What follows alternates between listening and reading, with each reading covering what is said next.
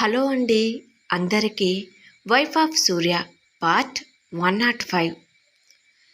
ఈ కథను పూర్తిగా వినిన తర్వాత మీకు నచ్చినట్లయితే తప్పకుండా లైక్ చేయండి. అదేవిధంగా సబ్స్క్రైబ్ చేసుకుని ఎంకరేజ్ చేయవలసిందిగా మనస్ఫూర్తిగా కోరుకుంటున్నాను. మరిక ఆలస్యం చేయకుండా కథలోకి వెళ్దాం. ఆదివారం రోజు చందు స్నేహితురాలు స్కూలుకి సెలవు కాబట్టి తన ఇంట్లో చిన్న చిన్న పనులు చేసుకుంటూ ఉంటుంది. అదే సమయంలో ఆమె మనసులో చందు పట్ల ఆలోచనలు మెదులుతూ ఉంటాయి. స్కూల్లో వర్క్ చేసేటప్పుడు చందు గాయత్రి ఎంత సన్నిహితంగా ఉండేవారో, చందు స్కూల్ మానేసిన తర్వాత ఎలా విడిపోయారో ఆమె గుర్తు చేసుకుంటుంది. గాయత్రి తనలో తాను, చందు, నేను నిన్ను చాలా రోజుల నుండి చూడలేదు. నువ్వు స్కూల్ మానేసిన తర్వాత మనం కలవటం వీలు పడలేదు. నాకు చాలా బాధగా ఉంది. నీకు ఫోన్ చేసి మాట్లాడాలని చాలాసార్లు అనుకున్నాను, కానీ నాకు వీలు పడలేదు. ఏదో ఒకరోజు వచ్చి నిన్ను కలవాలి అని అనుకుంటూ గాయత్రి చందుతో కలిసి ఉన్న పాత ఫోటోలను తన మొబైల్లో చూస్తూ ఆమె గతంలో చందు ఎంత హ్యాపీగా ఉండేదో గుర్తు చేసుకుంటుంది. ఆ తరువాత చందు జీవితంలో జరిగిన విషయాలు, ఆమెకు జరిగిన అన్యాయం అన్నీ గాయత్రికి గుర్తుకు వస్తాయి. ఆ రోజు సాయంత్రం గాయత్రి తన పనులు అన్నీ ప్రక్కన పెట్టి చందు ఇంటికి వెళ్ళాలని నిర్ణయించుకుంటుంది. చందు తన అమ్మ వాళ్ళింట్లో ఒక 4 రోజులు ఉండి తిరిగి తాను అద్దెకు ఉంటున్న ఇంటికి వచ్చేస్తుంది. సూర్యాస్తమయం అవుతూ ఉంటుంది. చిన్ను బంటు బయట వరండాలో ఆడుకుంటూ ఉంటారు. చందు గదిలో నిశ్శబ్దంగా కూర్చుని కోర్టులో జరిగిన విషయాల గురించి ఆలోచిస్తూ ఉంటుంది. సరిగ్గా అదే సమయంలో చందు ఇంటి ముందు తన బండిని ఆపి గేటు తీసుకుని లోపలికి వస్తుంది గాయత్రి. అక్కడే ఆడుకుంటూ ఉన్న పిల్లలు ఇద్దరూ గాయత్రి రాకను గమనించి పరిగెత్తుకుంటూ ఆమె దగ్గరకు వెళ్తారు. గాయత్రి మోకాళ్ళ మీద కూర్చుని పిల్లలు ఇద్దరినీ ముద్దు చేస్తూ అమ్మ ఎక్కడా అని అడుగుతుంది. అదిగో ఆంటీ, ఆ రూమ్లో కూర్చుని ఉంది అని చిన్ను చేతిని చాపి రూమ్ వైపు చూపిస్తూ అంటుంది. సరే, మీరు ఇద్దరూ ఆడుకోండి అని చెప్పి గాయత్రి నడుచుకుంటూ గదిలోకి వెళ్తుంది. గదిలోకి వచ్చిన గాయత్రిని చూసిన చందు కళ్ళు ఆశ్చర్యంతో సంతోషంతో మెరిసిపోతాయి. చాలా కాలం తర్వాత తన బెస్ట్ ఫ్రెండ్ని చూడటం ఆమెకు ఎంతో ఊరటగా అనిపిస్తుంది.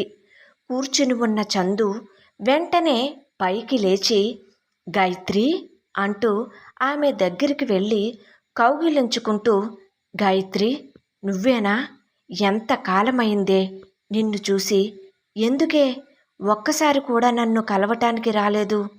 కనీసం ఒక ఫోన్ కాల్ కూడా చేయలేదు అని అంటుంది. గాయత్రి కూడా చందుని గట్టిగా పట్టుకుని, చందు, ఫస్ట్ నన్ను క్షమించవే. నీకు కాల్ చేసి మాట్లాడాలని చాలాసార్లు అనుకున్నాను, కానీ నాకు ఏం మాట్లాడాలో తెలియలేదు. ఏదో ఒకరోజు డైరెక్ట్గా వచ్చి నిన్ను కలుద్దామని అనుకున్నాను అంటుంది. ఇద్దరూ అక్కడే ఉన్న సోఫాలో కూర్చుంటారు. చందు ముఖంలో ఇంకా ఉన్న బాధను గాయత్రి గమనిస్తుంది. ఏమైంది చందు? ఎందుకు అలా ఉన్నావు? ఏమైంది అంటుంది గాయత్రి. చందు తన కళ్ళల్లో నీళ్లతో, గాయత్రి, నాకు సూర్యతో విడాకులు పాస్ అయ్యాయి అంటుంది. ఆ మాట వినగానే గాయత్రి షాక్ అవుతుంది. చందు, నువ్వు చెప్పింది నిజమా అని నమ్మలేక ఆమె ముఖం వైపు చూస్తూ అంటుంది గాయత్రి.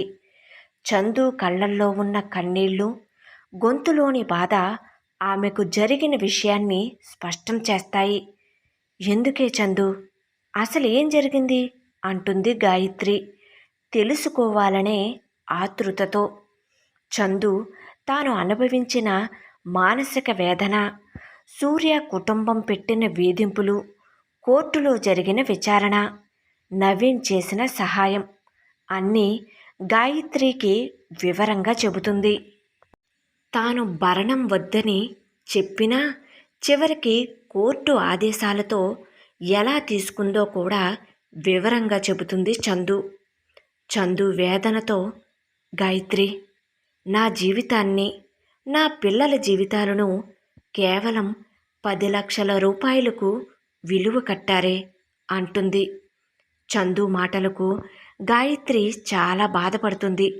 ఆమె చందు చేతిని పట్టుకుని ఆమెను ఓదార్చుతుంది. చూడు చందు, నువ్వు బాధపడకు. నీ బాధ నాకు అర్థమవుతుంది. ఆ సూర్య లాంటి దుర్మార్గుడు నీ జీవితం నుండి ఇప్పటికైనా బయటికి వెళ్ళినందుకు హ్యాపీగా ఫీల్ అవ్వు చందు. ఆ సూర్య లాంటి వాడికి నీ జీవితాన్ని విలువ కట్టే అర్హత లేదు. ఆ డబ్బు నీ జీవితానికి పరిహారం కాదు. నువ్వు ఒక కొత్త లైఫ్ను ప్రారంభించబోతున్నావు.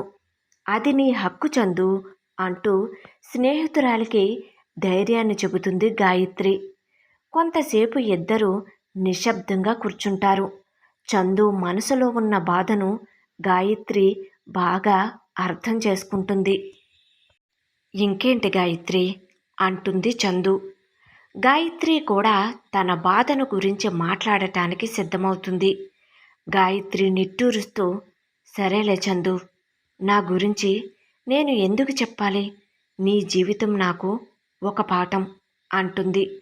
గాయత్రి మాటలు వినిన చందు ఆశ్చర్యంగా, ఏమైంది గాయత్రి? నీకేమైనా జరిగిందా? ఇంట్లో అంతా బాగానే ఉందా అని ప్రశ్నిస్తుంది. వైఫ్ ఆఫ్ సూర్య కథ కొనసాగుతుంది. Thank you.